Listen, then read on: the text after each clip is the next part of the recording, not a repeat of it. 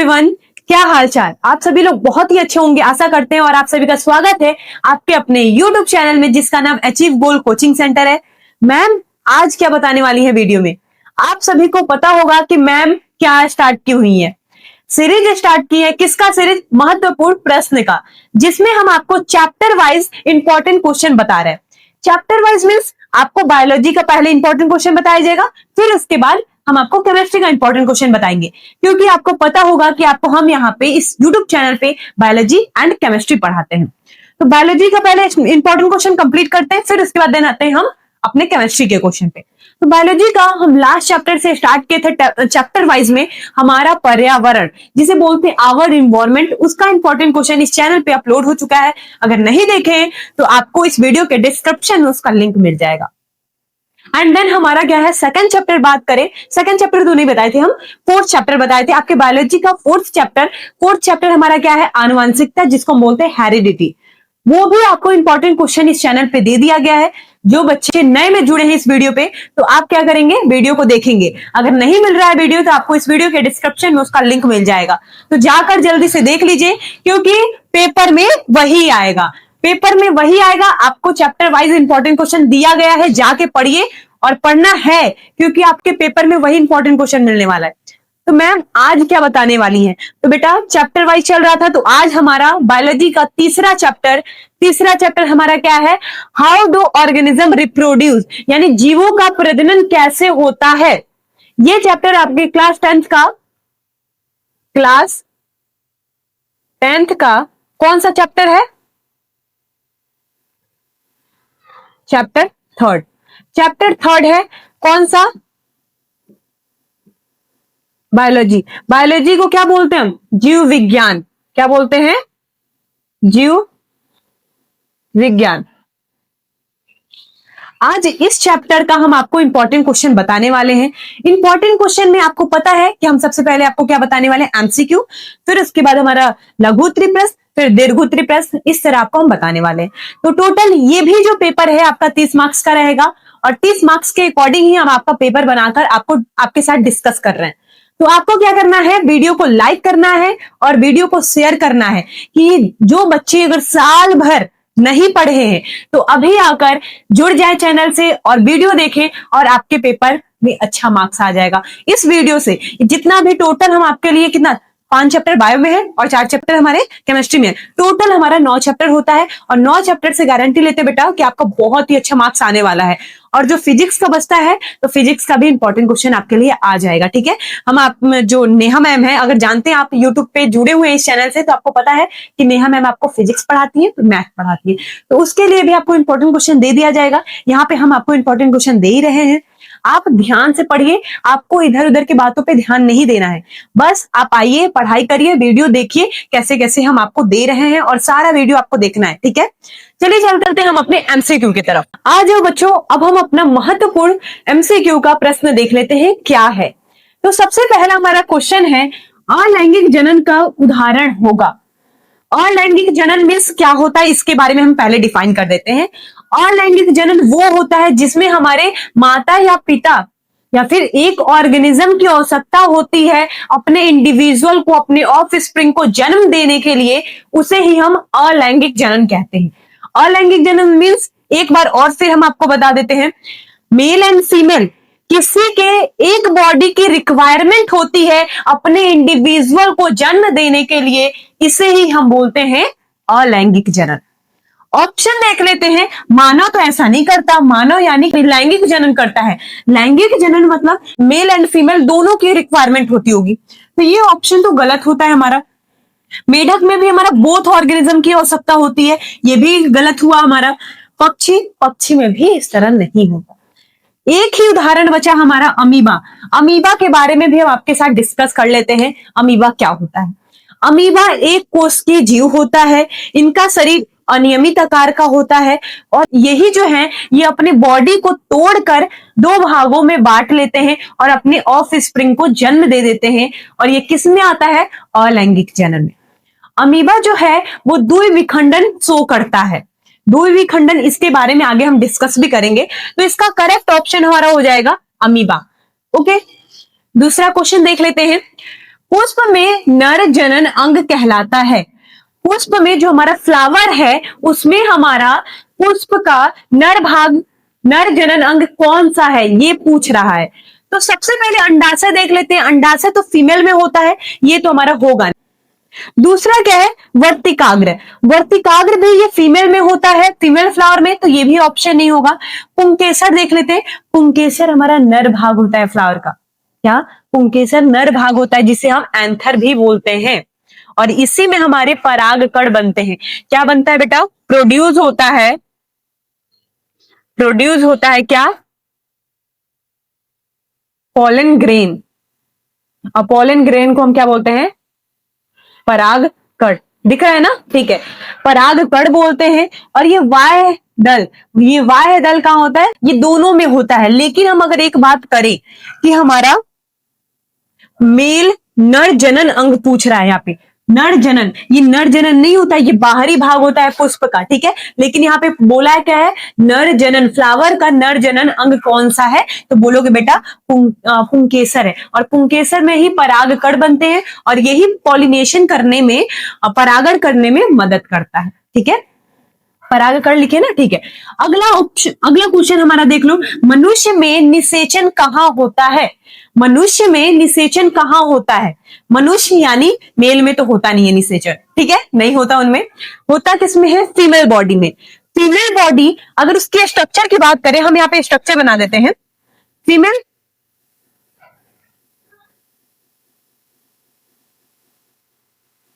रफली डायग्राम बनाते थे, ठीक है। इस तरह का डायग्राम बनता है।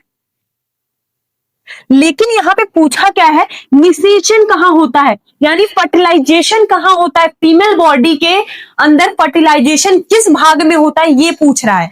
तो अगर ऐसा पूछे, अगर इस ऑप्शन में देखो, एम्पुला कहीं नहीं दिया है, कहीं नहीं दिया है, लेकिन एम्पुला किसका भाग है? तो बोलोगे फलोपियन ट्यूब का, अंडवाहिनी का। तो इस पूरे ट्यूब को यहीं पे निषेचन होता है। ये जो देख रहे हो, यहीं पे निषेचन की प्रक्रिया होती है, और निषेचन इस पूरे को हम बोलते हैं अंडवाहिनी या फिर फलोपियन ट्यूब। और निषेचन सही वाले साइड पे बताओगे तो ये बोलोगे एम्पुला वाले साइड पे होता है। लेकिन इस ऑप्शन में एम्पुला तो दिया नहीं है, नहीं दिया क्या है? फलोपियन ट्यूब दिया है। तो इसका करेक्ट आंसर हो जाएगा हमारा फलोपियन ट्यूब हो जाएगा, फलोपियन नलिका हो जाएगी, ठीक है, करेक्ट हुआ हमारा। अगला क्वेश्चन देख लेते हैं। दुई खंडन किस जीव में पाया जाता है? अभी जस्ट हम पहले क्वेश्चन में डिस्कस कर रहे थे कि अमीबा कैसा खंडन शो करता है? दुई खंडन करता है, दुई खंडन शो करता है। तो यानी कि ये पूछ रहा है दुई खंडन किस जीव में पाया जाता है। तो डायरेक्ट देखो, अमीबा दुई खंडन करता है, तो हमें कोई ऑप्शन देखने की जरूरत ही नहीं है, हमें आंसर मिल चुका है। अगला क्वेश्चन देख लेते हैं। परागण का अर्थ है, ये भी इधर ही देख लिए।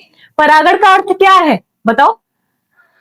परागण का अर्थ क्या है? पॉलिनेशन करने में मदद करता है। तो यानी कि ये क्या करता है? परागकणों का स्थानांतरण करता है। ये जो परागकण बन रहे हैं उसी का स्थानांतरण करता है। फीमेल बॉडी, जो फीमेल फ्लावर है उसके पास लेकर जाता है, और उसके पास जाएगा तो यही पॉलिनेशन की क्रिया होगी जिसे हम परागण बोलते हैं, ठीक है। तो यानी परागकणों का स्थानांतरण होगा, तो इसका करेक्ट आंसर हमारा हो जाएगा परागकणों का स्थानांतरण।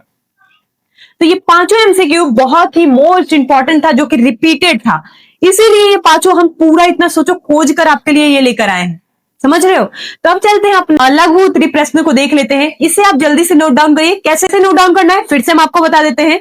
अब बहुत सारे बच्चे बोलेंगे मैम बार बार यही बोलती हैं आप। हम इसलिए बोलते हैं क्योंकि बेटा कुछ बच्चे नए भी आ रहे हैं, नए बच्चे इस वीडियो से जुड़ रहे हैं, तो उन्हें भी पता चलना चाहिए कि हमें लिखना कैसे है। सबसे पहले ये क्वेश्चन उतारोगे, इसका करेक्ट आंसर ये लिखोगे, ठीक है। ऐसे ही करना सभी में, ओके। तो ओके स्टूडेंट, अब चलते हैं और भी क्वेश्चन देख लेते हैं। इसे जल्दी से नोट डाउन कर लो। अब देखो बेटा, हम देख लेते हैं कि लघु उत्तरीय प्रश्न क्या होता है। लघु उत्तरीय प्रश्न टोटल यहाँ पे 5 दिए गए हैं। 5 यानी ये 2-2 मार्क्स के हैं। 2-2 मार्क्स के हुए तो टोटल बेटा कितना मार्क्स हो गया? 10 मार्क्स ये हो गया, और 5 हमारा एमसीक्यू हो गया। टोटल 15 मार्क्स हो गया है। अब हम और भी 15 मार्क्स हम डिस्कस करेंगे, जो कि हमारा दीर्घ उत्तरीय प्रश्न होगा। लघु उत्तरीय प्रश्न में हम ये पांचों को डिस्कस कर लेते हैं। तो पहला क्वेश्चन हमारा है, लैंगिक जनन कैसे करते हैं? लैंगिक जनन क्या है या कैसे करते हैं, कैसे होता है, ये डिस्कस करते हैं हम। लैंगिक जनन, अभी हम आपको अलैंगिक जनन यानी एसेक्सुअल रिप्रोडक्शन के बारे में बता दिए हैं। और ये जो लैंगिक जनन होता है उसको हम सेक्सुअल रिप्रोडक्शन कहते हैं। क्या बोलते हैं?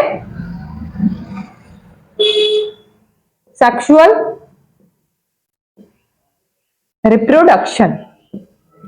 अब ये सेक्सुअल रिप्रोडक्शन क्या होता है? जिसमें मेल एंड फीमेल, नर युग्मक तथा मादा युग्मक मिलकर जाइगोट यानी युग्मनज का निर्माण करते हैं, तो इसे ही हम बोलते हैं लैंगिक जनन। ठीक है, एक बार करके दिखा दे। नर युग्मक क्या है हमारा? शुक्राणु है, ऐसे करना होगा बेटा। फिर उसके बाद अंडाणु मादा युग्मक है। जब इन दोनों का क्रॉस होगा, ये दोनों जब मिलेंगे तो क्या बनेगा? जाइगोट बनेगा। क्या बनेगा? जाइगोट, जिसे हम युग्मनज कहते हैं और इसे ही हम लैंगिक जनन भी कहते हैं। ठीक है, क्लियर हो गया बेटा। दूसरा क्वेश्चन देख लेते हैं हम। मुकुलन तथा द्विखंडन से क्या समझते हैं? मुकुलन क्या होता है? इसमें दो डिफिनेशन दिया है, दोनों डिफिनेशन को आपको बताना होगा यहाँ पे।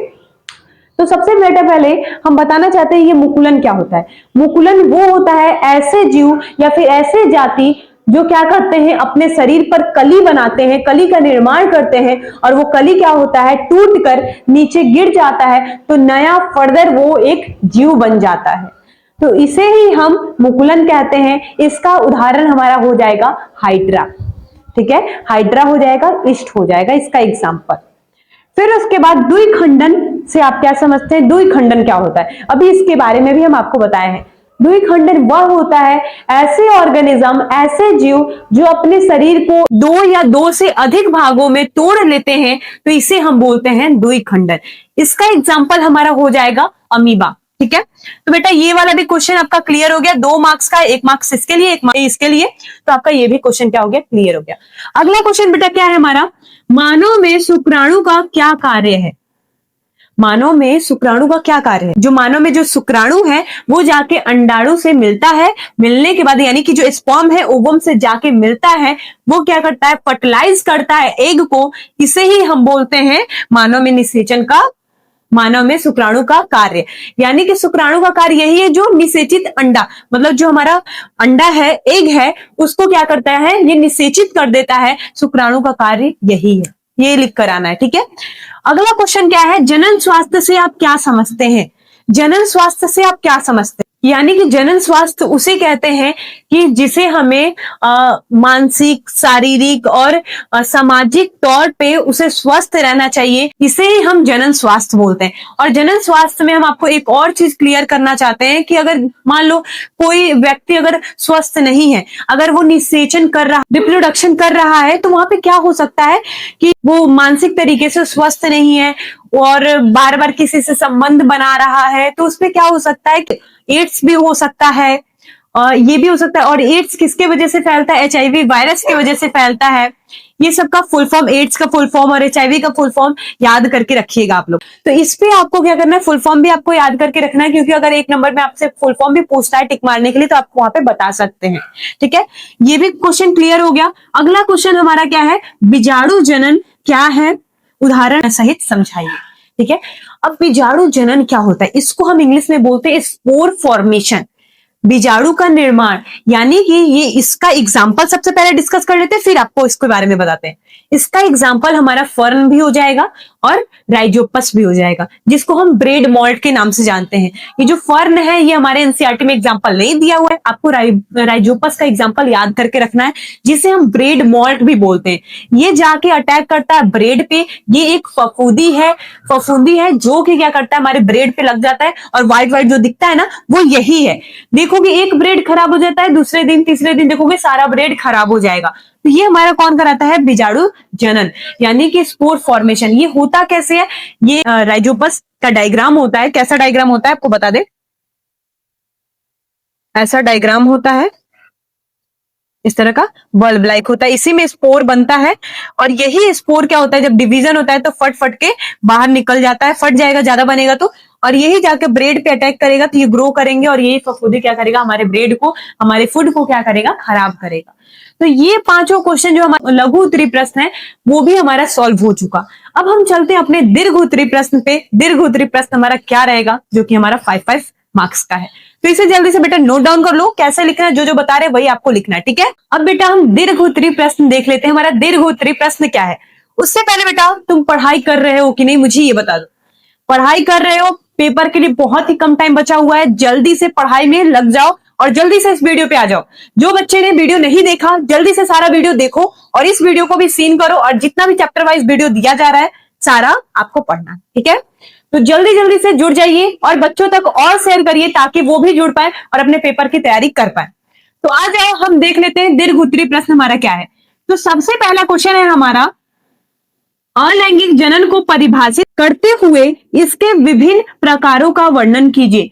यानी तुम्हें अलैंगिक जनन को वर्णन करना, ये अलैंगिक जनन होता क्या है। अलैंगिक जनन हम आपको बता चुके कि अलैंगिक जनन हमारा होता क्या है, बता दिए। सबसे पहले डिफिनेशन लिखोगे, इसके जो विभिन्न प्रकार हैं उसको आपको बताना है। तो विभिन्न प्रकार मतलब हमारा खंडन हो गया, विखंडन हो गया, फिर पुनरुद्भवन हो गया, स्पोर फॉर्मेशन यानी बीजाणु जनन हो गया। ये जितने भी हैं तुम्हें क्या करना है, प्रकार को यहाँ पे डिस्कस करना है, फिगर बनाकर पूरे अच्छे तरीके से तुम्हें डिस्कस करना है, क्योंकि 5 मार्क्स आपको यही मिलने वाले। 5 मार्क्स ये है, 5 मार्क्स ये है, 5 मार्क्स ये है, और करके यहाँ पे दिया गया है क्वेश्चन, आपको ये तैयार करना है। पेपर के अकॉर्डिंग हम जो बनाए थे वो आपको हम बता रहे हैं। तो 5 MCQ रहा हमारा, फिर उसके बाद 10 हमारा लघु उत्तरीय प्रश्न रहा। दीर्घ उत्तरीय प्रश्न में हम आपको टोटल 15 नंबर ये दिए, तो टोटल कितना हो गया, 15 वो 15 ये, टोटल 30 मार्क्स का हो गया। ये पेपर 30 मार्क्स का था, जिसमें से ये पहला क्वेश्चन आपको इसी तरह लिखना है जो अभी बताए हैं। फिर जितना भी है, जितना भी हम प्रकार बताए उस प्रकार को डिस्कस करना है। डिस्कस करने के बाद आपको क्या करना है, उसका डायग्राम बनाना है, बनाने के बाद इस क्वेश्चन को सॉल्व करना है पूरे अच्छे तरीके से। 5 नंबर का है तो 1-2 पेज में, 3 पेज में जाना चाहिए। अगला क्वेश्चन क्या है, किशोरा अवस्था में होने वाले शारीरिक एवं मानसिक परिवर्तन लिखिए। किशोरा अवस्था क्या बोलते हैं, जिसे हम यौन आरंभ बोलते हैं। यानी कि हमारे शरीर में जो बदलाव आता है 12 से 13 वर्ष की उम्र में, चाहे वो नर हो चाहे मादा, उसे ही यहाँ पे आपको डिस्कस करना है। जो क्या क्या परिवर्तन आ रहा है उसके बारे में डिस्कस करते हैं। तो जो नर होते हैं उनमें क्या होगा, ये सीना चौड़ा हो जाता है, और क्या होगा, फेस पे ब्रेड यानी दाढ़ी आने लगता है, आवाज में भारीपन आने लगता है, अंडर आर्म एंड जननांग में हेयर आने लगते हैं। तो ये हो गया मेल का। फीमेल की बात करें तो फीमेल में क्या होता है, उनकी आवाज, लड़के के अकॉर्डिंग लड़कियों का आवाज पतला हो जाता है, और क्या होता है, उनके भी under arm and private parts में हेयर आने लगते हैं, जननांग में हेयर आने लगते हैं। ये सब पूरा परिवर्तन आता है। और फीमेल में देखें तो मेंस्ट्रुएशन भी स्टार्ट हो जाता है, जिसे रजोधर्म बोलते हैं, मासिक धर्म बोलते हैं, ये भी स्टार्ट हो जाता है। तो ये सब परिवर्तन है जो कि आपको डीपली में पूरा बनाकर लिखना है, क्या क्या परिवर्तन हुआ, ठीक है। फिर उसके बाद और करके क्वेश्चन दिया गया है, जनसंख्या वृद्धि के कारण एवं नियंत्रण को और नियंत्रण के उपाय को लिखिए। जनसंख्या यानी परिवार नियोजन यहाँ पे हम डिस्कस करेंगे। यानी कि हमारा परिवार नियोजन किसने दिया, भारत सरकार द्वारा एक एक्ट लॉन्च किया गया था 1951 में, जिसमें हमें जनसंख्या वृद्धि को कंट्रोल करना था।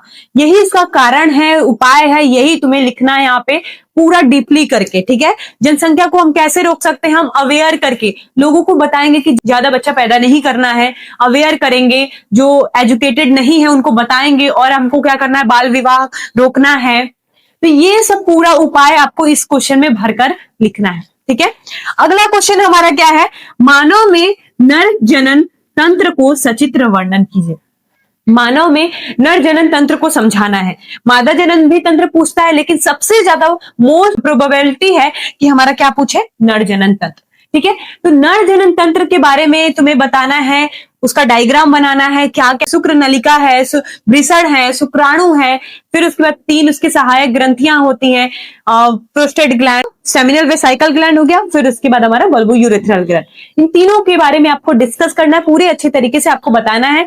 और ये पूरा टोटल क्वेश्चन आपका होता है 30 मार्क्स का, और ये टोटल आपका क्वेश्चन होता है कंप्लीट। तो बेटा आप क्या करिए, क्वेश्चन को कंप्लीट करिए, बहुत अच्छे तरीके से क्वेश्चन को कंप्लीट करिए कि आपको पूरे अच्छे तरीके से आ जाए। पेपर में देखें तो डायरेक्ट क्या है कि हाँ ये मैम ने हमें बताया था और हमें ये क्वेश्चन आ रहा है, और यही पेपर में आपको करके आना है, ठीक है।